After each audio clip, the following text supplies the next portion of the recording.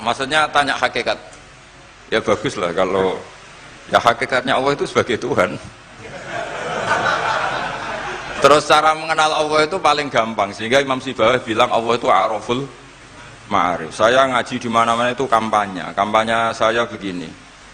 Karena saya pernah diparani orang yang sejenis jenengan. Cuma lebih apa ya? Lebih fasik lah kira-kira gitu. Karena nggak santri sama sekali. Yang datang ke saya itu nggak santri sama sekali. Dia datang begini, Pak Mbak, saya mau Islam serius asal Anda bisa menjelaskan Tuhan itu siapa. Jadi nggak ada sopan-sopannya dia tanya. Terus saya jawab gini.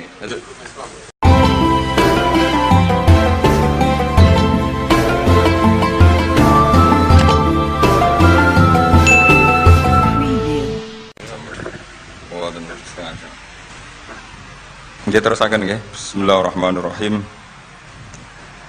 Qala Muhammad bin Husain. I'lam rahimana wa iyyaka anan nabiyya sallallahu alaihi wasallam qad a'lamaka iku merohno sapa mirsakno sapa nabi kang sira fi adal hadis ing dalam ikhlas hadis anna Jibril saat temene malaikat Jibril alaihi salam innama sa'alan nabiyya sallallahu alaihi wasallam bi hadrati ashabi ana ing ngarepe sahabate para nabi. Innama arada mesti ngersakno sapa Jibril ayu alimahum ing yen to ngeruhna sapa Jibril ing para ashab amrodinihim ing urusan agamane para sahabat. Fayam bagi mongko saejo al muslimin apa ya alamu yang to ngerti sapa al muslimin hu ing amrodinihim. Terus pikirannya Syekh Al-Ajuri bahwa Jibril menanyakan Islam dengan niat mengertikan Islam kepada para sahabatnya Rasulullah sallallahu alaihi wasallam. Artinya Jibril itu buatan takok carane sugih ngoten. Saiki wong takok kiai iku salah alamat. Wong alim takoki carane sugih, carane dadi bupati, terus carane duwe akeh. Wong alime dhewe ora pati dhuwit ditakoki.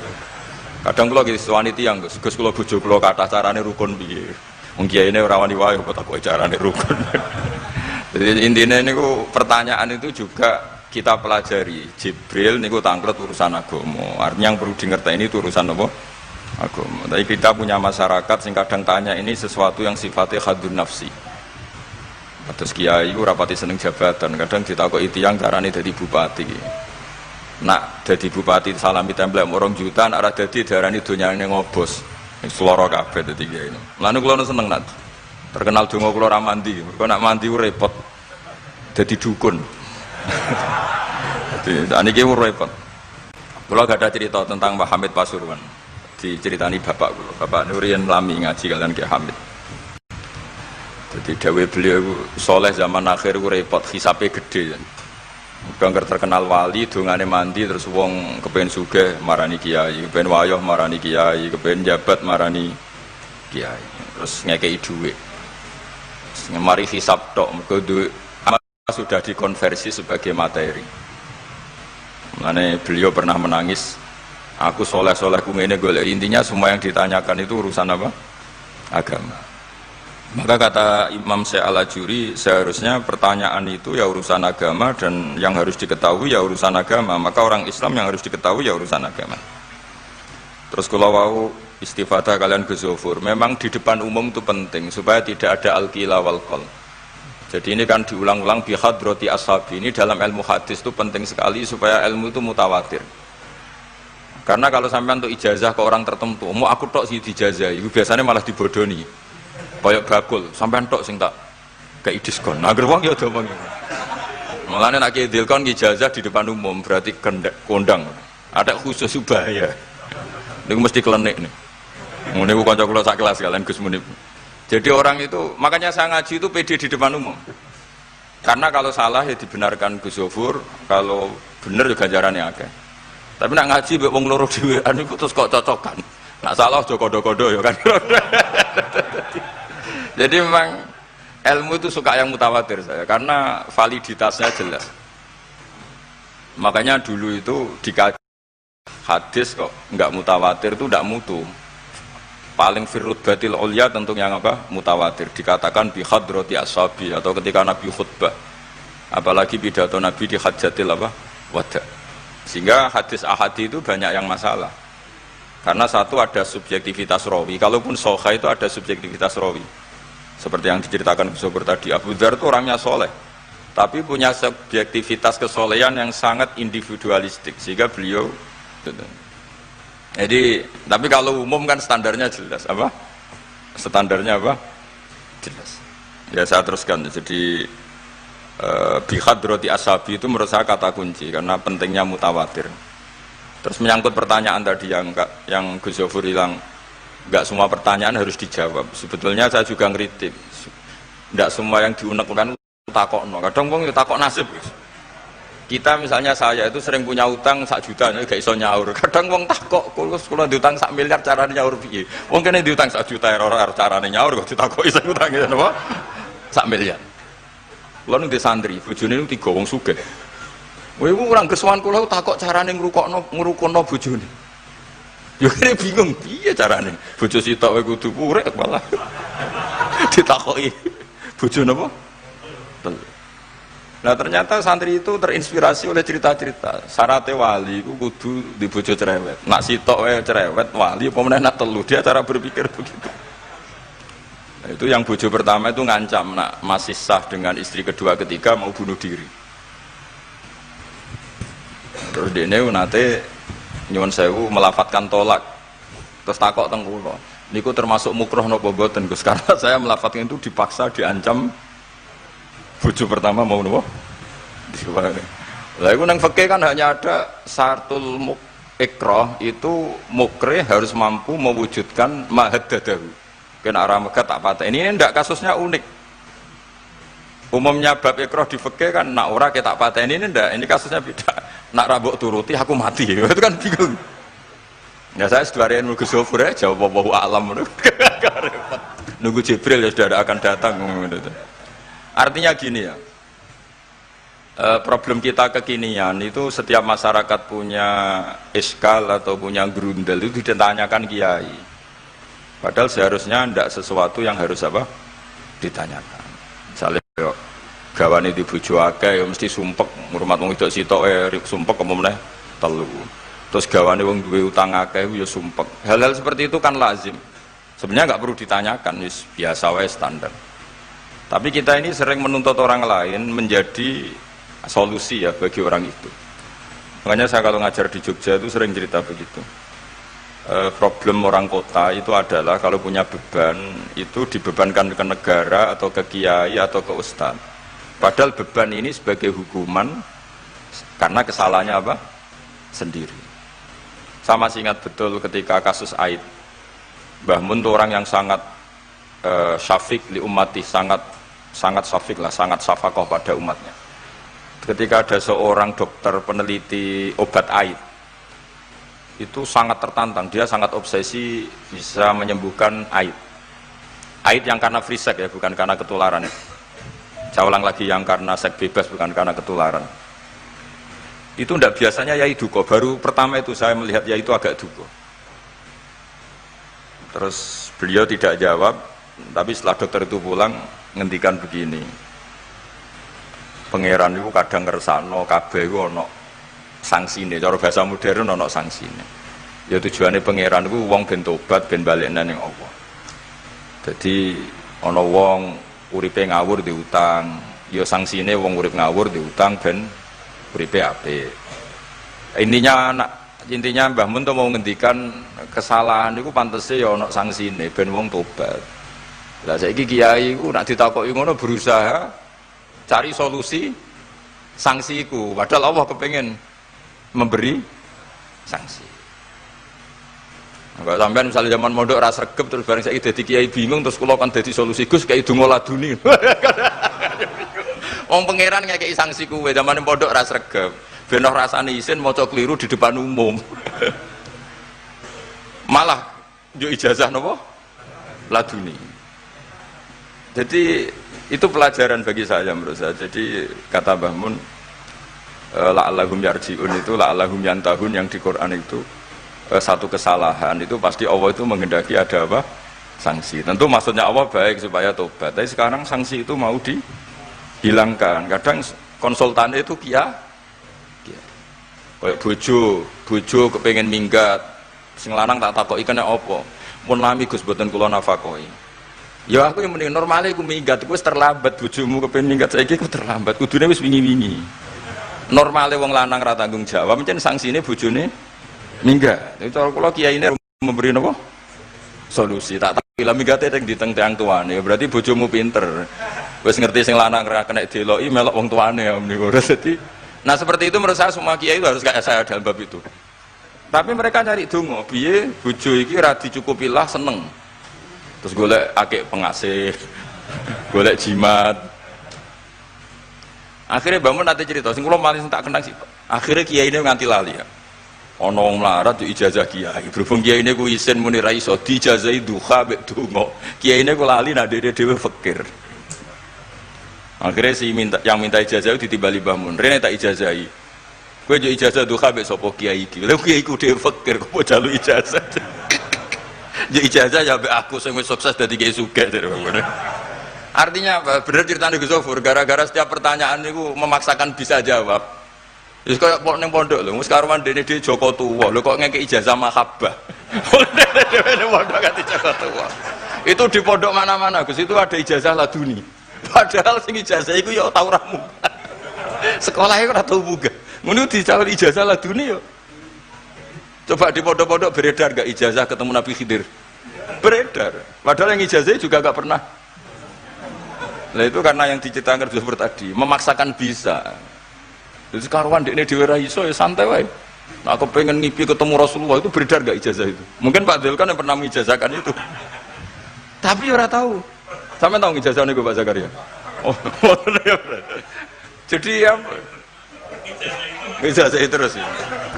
Karena Jubir Torekoh nih. Jadi intinya kalau tidak bisa ya bilang saja tidak bisa. Sampai apa jangan kita lupa tadi ya. Sampai lupa daratan tadi karena problem negara kita termasuk itu. Semua intelektual, semua pakar kalau ditanya problem negara itu semuanya jawab. Akhirnya kan gaduh. Semuanya punya rumus, semuanya punya versi. Akhirnya gaduh. Misalnya pemerataan Indonesia rumusnya gimana? Yang satu bilang, wah ibu kotanya dipindah. Yang satu bilang harus ada sentralisasi di Jawa supaya ada kualitas A, ada kampus terbaik, ulama terbaik. Kalau diratakan nanti kemampuannya rata itu justru tidak bagus. Yang ketiga enggak, wah kualitas demokrasinya dijaga. Yang satu enggak, demokrasi tanpa ekonomi tidak bisa. Sehari santri ya sedunia rasa pikir, besok mati ben. Nah itu kan karena memaksakan jawab, akhirnya ada kegaduhan. Zaman tabiin yang masih ada sahabat banyak. Sebetulnya bukan zaman tabiin banget karena zaman itu masih banyak apa?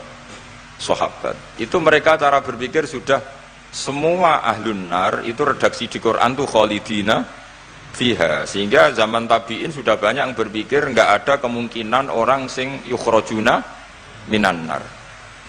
Sehingga terus ada kafilah itu, ada delegasi, ayo kita ke Medina, semoga kita ketemu sebagian ashabu Rasulillah.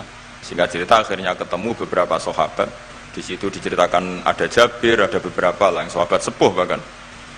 Nah terus si Jabir ini, sahabat Jabir ini cerita kalau itu memang ada bisa syafaati Rasulillah Shallallahu Alaihi Wasallam. Tapi satu kontingen ini yang tetap berpikiran tidak ada syafaat itu banyak. Alasannya semua cerita tentang ahlun nar adalah khalidina fiha. Ketika Jabir masih hidup itu ya sempat terjadi debat. Loh itu yang khalidina fiha itu amma ahlun nar alladzina hum ahluha. Memang dia berhabitat neraka, memang alamatnya neraka. Kalau sehingga ini menjadi khas. Meskipun khas ini iskal, kita akan iskal karena itu di Quran tidak ada. Tidak ada maksudnya nggak ada secara sorry yang menerangkan ada kaumin sing yukhrajuna minan nar. Makanya saya Al-Ajuri ngendikan ciri khas ahli sunnah adalah mengimani adanya kaum sing yukhrajuna minan nar. Karena itu zaman tabiin sudah ada polemik. Tapi tentu kita yang mengimani itu. Tapi kalau ada yang tanya di semua Quran kalau masuk neraka itu khalidina fiha itu dijawab apa? Amma ahlun nar alladzina hum ahluha. Memang dia spesifik ahli neraka, memang dia berpenduduk neraka. Alamatnya neraka, KTP-nya neraka, kakane neraka. Kalau kita ini ndak, KTP kita surga, mbah-mbah kita ahli surga. Karena alamat kita sebenarnya kan surga. Nabi Adam itu kan surga alamat. Makanya saya ngaji di mana-mana itu betapa baiknya agama ini. Karena kunci surga kita sudah dikasih tahu miftahul jannah. Nah, sementara kita tidak tahu kuncinya neraka. Jadi kena mlebu neraka kebangetan. Wong ora roh kuncine kok mlebu. Tapi jare kancaku, wah gak ono pintune Gus, langsung blusek. Ini problemnya itu. Tapi nek sampean mlebu neraka kebangetan. Karena yang kita punya kuncinya itu surga, kita tidak punya kunci neraka. Ono sing dikunci neraka, mboten to? Nah, harusnya kita nggak bisa masuk neraka karena nggak punya kuncinya. Jadi kalau nak maca hadis miftahul jannah la ilaha illallah itu syukur kalau cek apike Kanjeng Nabi, wong kunci kok didudono. Itu kan luar biasa. Jadi orang memahami hadis itu. Saya ini tahadus bi nikmah, ini mumpung ada Gus Zofur, ini saya tasihkan. Wal asri demi masa, demi waktu. Saya ketika baca ayat yuridu wa bikumul yusra wala yuridu bikumul usra. Dengan ayat wal asri demi waktu. Itu memang luar biasa Islam itu. Coba ya. Kita baca kalimat tauhid itu kan hanya butuh waktu setengah menit, mungkin tidak ada la ilaha illallah Muhammadur Rasulullah. Waktu yang sesikat itu bisa menghapus kekafiran di masa lalu. Jadi misalnya orang kafir 70 tahun itu terhapus kekafirannya hanya dengan singkat melafadzkan la ilaha illallah Muhammadur Rasulullah. Dan waktu pas dia melafadzkan syahadat ini momen paling dikenang ketika nanti di akhirat. Wal asr demi waktu. Jadi artinya apa? Momen terbaik kita adalah ketika melafadzkan itu. Dan kalimat itu mudah. Dan sah asal belum yughorghir, belum kelerek-kelerek, sah. Dan tanpa syarat. Misalnya sholat tidak butuh suci, butuh nutupi aurat, butuh melakukan rukun dan syarat. Syahadat enggak. Lau talaffadhu kafirun biyadi syahadah mesti apa sohat hadi syahadah. Padahal kafir urung adus ijek cerita ya betapa agama ini mudah.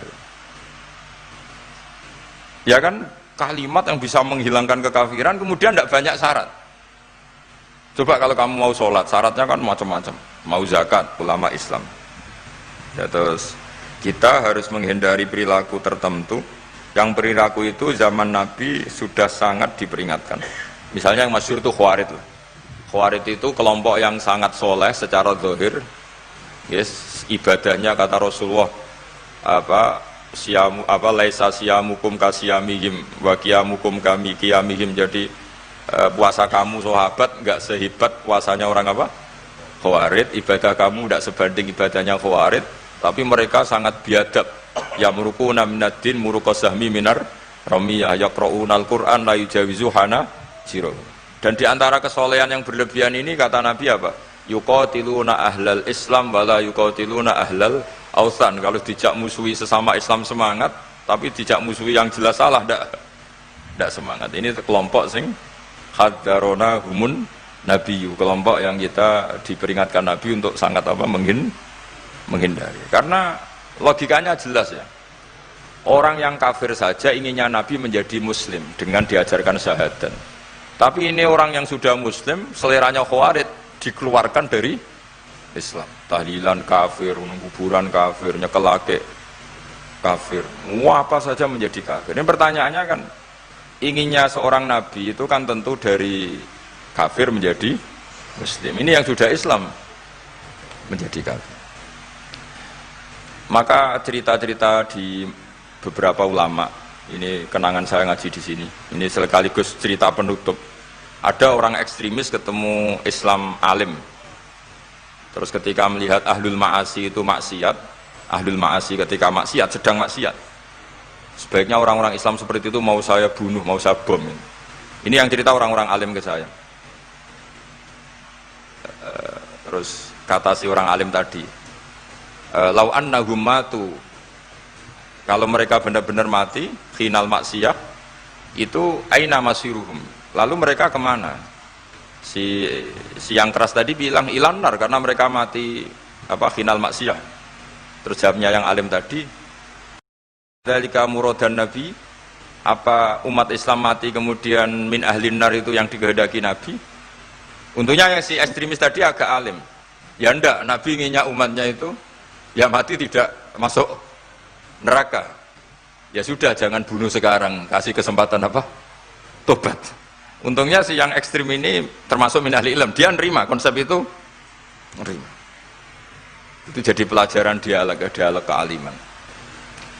Dan kita menjadi moderat bukan karena liberal atau sekuler. Memang kita baca hadis-hadis misalnya inna wuha yabsutu yadahu billail yatuba musiun nahar wa yabsutu yadahu bin nahar yatuba musiul lail. Allah yang Tuhan saja inginnya itu menunggu tobatnya mereka, bukan mengakhiri mereka dalam keadaan tidak tobat. Jadi ini supaya jadi paham, menjadi khas kita. Ya Allah yang Tuhan saja inginnya kan menunggu tobatnya mereka, bukan malah tobat itu kita hentikan ya dengan dibunuh ketika maksiat. Itu artinya kan kita tidak memberi kesempatan tobat. Saya masih ingat Mbah Mun sering cerita ke saya, aku corokon mileh, kata beliau, aku corokon mileh iku yo ora pati seneng ono terlalu tegas, terlalu apa, mergo Allah wae ngekei kesempatan. Ya tadi, apa logikanya kan Allah saja, misalnya Allah Ta'ala selalu membuka tangannya di malam hari supaya yang tadi siang maksiat tobat di malam hari. Terus Allah membuka tangannya di siang hari supaya yang tadi malam maksiat tobat. Intinya Allah Ta'ala itu menunggu tobat, bukan menghentikan asbabit taubat. Sehingga tradisi guru-guru kita, ya utamanya Mbah Mun, itu sama-sama saja baik, bukan karena baik sama orang fasik, bukan, tapi implementasi dari menunggu tobatnya orang fasik. Dan tentu itu butuh apa, tarbiyah, butuh syafaqah, butuh kasih sayang, butuh. Saya masih ingat ketika beliau baca kitab karangannya Imam Sa'roni itu Tambihul Mukhtarin, itu diantara madzhab Imam Sa'roni itu al-hikmah dolatul mu'min, itu beliau juga menambahkan wal fasik dolatul mu'min. Bukan sekedar al-hikmah dolatul mu'min, tapi al-fasik juga dolatul mu'min. Karena ketika seorang mukmin fasik ini seperti barang yang hilang, dia tercerabut dari akarnya, yaitu akar keimanan dan keislaman. Maka kita-kita, kata Imam Sa'roni, kita-kita sebagai orang soleh harus menemukan mereka atau mengambil mereka untuk dikembalikan. Jadi ini komitmen kita sebagai murid Mbah Mun, sebagai murid Sayyidina Al-Abenya sudah ada amal. Itu saja inginnya Allah sama orang Islam, kaumun yukhrajuna minan nar, bukan malah diblesno gitu. Lah ya akhirat yang notabene sudah nggak ada amal, itu saja kaumen yang mukmin, apalagi tahu mondok, apalagi grup hima, itu tapi rasa moron rokok, kalau pesene rasa moron rokok. Itu inginnya itu yukhrajuna minan nar. Makanya kalau baca hadis itu harus ada dzauq. Selain ilmu itu harus ada dzauq. Betapa syafaqatu Rasulullah sallallahu alaihi wasallam. Inginnya semuanya itu yadkhulunal jannah. Kalaupun ada yang masuk neraka, yang orang Islam tuh, tetap obsesi Rasulullah, cita-cita beliau adalah yukhrajuna minan nar. Makanya masyhur itu, wala sawfa yu'tika rabbuka fatarda.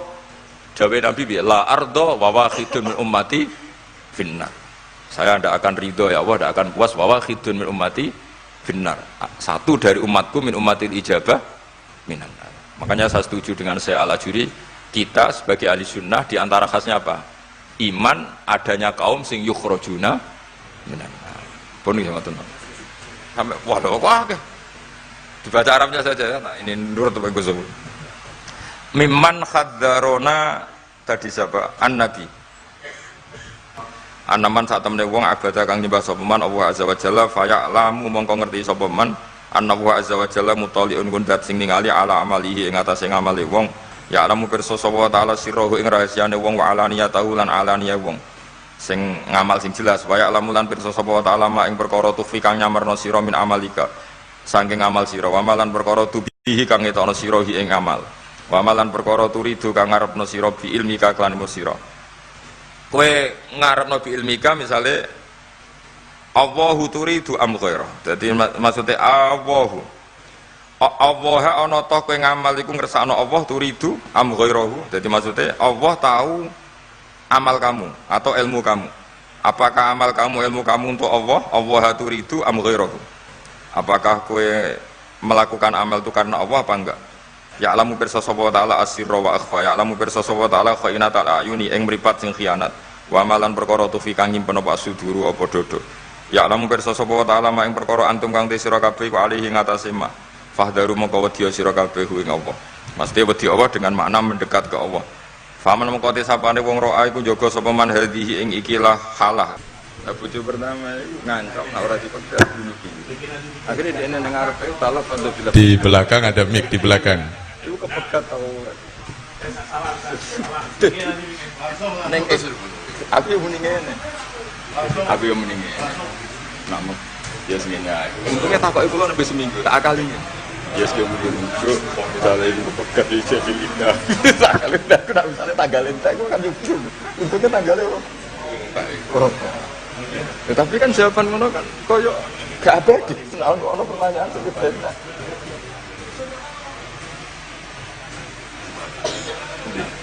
Untuk buka dulu.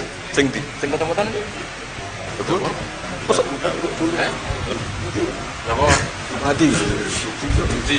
Ketemu-temuan. Iki. Bismillahirrahmanirrahim. Assalamualaikum warahmatullahi wabarakatuh. Bagi para hakim ya KHI itu kompilasi hukum Islam ya, sementara yang dipakai ya KHI itu yang dipakai oleh pedoman untuk memutuskan yang diajukan ke napa jenenge di mahkamah-mahkamah yang berurusan dengan terutama pernikahan. Apakah karena kan khilafnya fikih kan akeh. Khilaf napa jenenge fikih niku kathah. Nah, kula nggih mboten ngertos niku KHI niku. Yang saya tahu ya pokoknya KHI itu nggih niku napa jenenge sudah pilihan-pilihan di antara ulama dijadikan pedoman bagi para hakim. Karena itulah ya kadang-kadang nyun sewu hakim-hakim itu yang dipelajari ya KHI. Ora pati ngerti fikih yang bulat yang banyak, asal bisa KHI ya insya Allah bisa jadi hakim, bisa jadi penghulu. Oh ya pedomannya ya KHI. Tapi tentu KHI itu tidak bisa menjawab dengan napa jeneng KHI. Saya kira ya kalau masalah-masalah itu tadi yang saya pahami, karena tadi kurang begitu mendengar pertanyaan-pertanyaan itu. Jadi tetap bagaimanapun butuh jawaban, butuh pengetahuan tentang fikih sunnahnya, fikih Al-Quran juga butuh. Kemudian aqwalu al-ulama itu juga dibutuhkan. Dan tentu untuk kasus-kasus di Indonesia, terutama untuk memutuskan banyak hal kasus di Indonesia, sangat membutuhkan KHI, karena itu yang secara resmi kayaknya dipakai di Indonesia, kompilasi hukum Islam. Ya.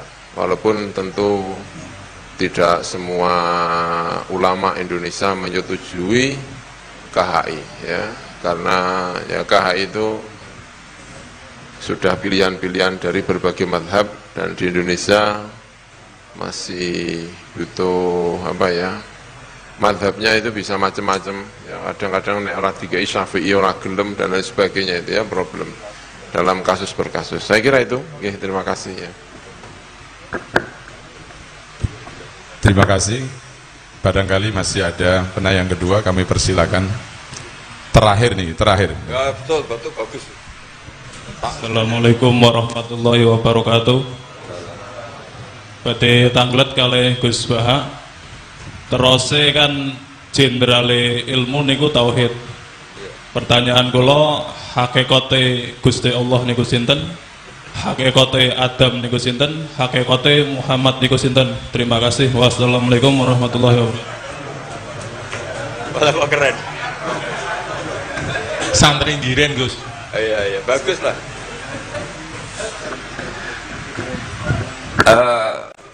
maksudnya tanya hakikat. Ya bagus lah kalau ya hakikatnya Allah itu sebagai Tuhan. Terus cara mengenal Allah itu paling gampang, sehingga Imam Sibawayh bilang Allah itu a'raful ma'arif. Saya ngaji di mana-mana itu kampanye saya begini. Karena saya pernah diparani orang yang sejenis jenengan. Cuma lebih apa ya?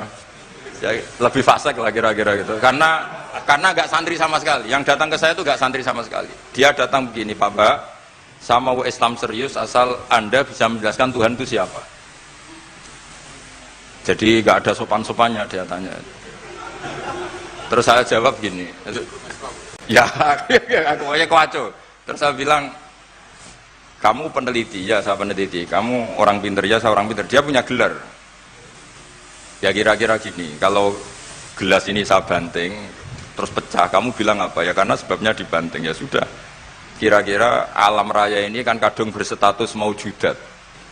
Kira-kira logis enggak kalau hadil maujudat kholaqohal adam, ini maujudat diciptakan ketiadaan. Final adam la yu'athiru syai'an, tentu sesuatu yang enggak ada itu la yu'athiru syai'an. Di mana-mana sing yu'athiru yang bisa menciptakan atau membekasi itu adalah al-wujud.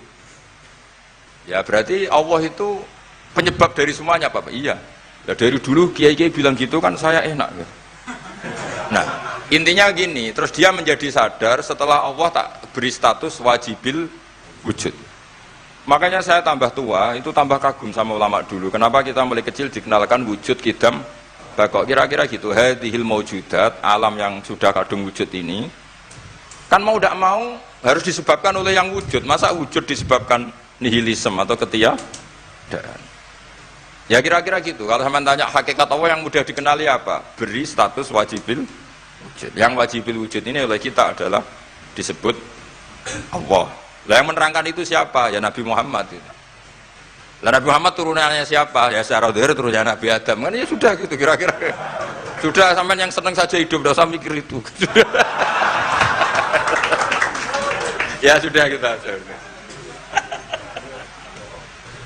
Kalau nggak diterangkan secara zahir, nanti orang Habib itu menimur Muhammad kobra. Terima kasih kami sampaikan, meskipun sebenarnya kita masih haus mendengarkan petua-petua beliau, tetapi mengingat waktu yang sudah cukup malam, kami tutupkan sampai di sini. Tetapi sebelum kita tutup dengan bacaan doa, kami mohonkan kepada saudara Ulil Albab untuk memimpin bersama-sama membaca qasidah Sa'duna Fid Dunya. Kepada sahabat rekan Ulil Albab kami persilahkan.